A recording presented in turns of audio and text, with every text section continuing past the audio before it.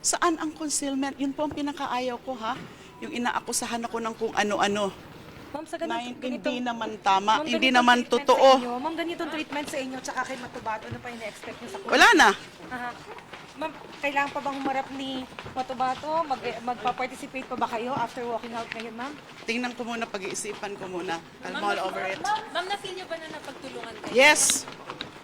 Bakit po, ma'am? Tapos yung mga ganun na mga akusasyon na sinadya na pinaalis si Mr. Matubato na hindi ko nga alam na umalis na pala. At meron naman tamang dahilan o magandang dahilan si Senator Trillanes. Judgment call daw niya yon. Kasi yung security magko-compromise dahil maghapon na dito, akala siguro hindi nakakailanganin. May insinuation din, narinig niyo ho kanina, may insinuation na para bang sinadya namin na pinaalis. So ano ho ba yan? Puro na lang, lahat na lang. Hindi ko na po gusto yan. Sa house, ganun ginagawa sa akin yan. Kung ano-anong mga binibintang nila. Tapos dito, ganun din. Imagine that, narinig niyo yun.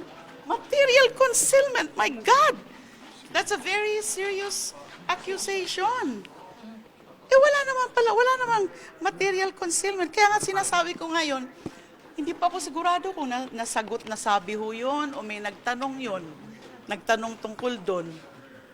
So walang concealment. Bakit ako magkukonceal na nasabi na pala? Kaya ako hindi volunteer yung information na yon because nasabi na pala ni Mr. Matubato.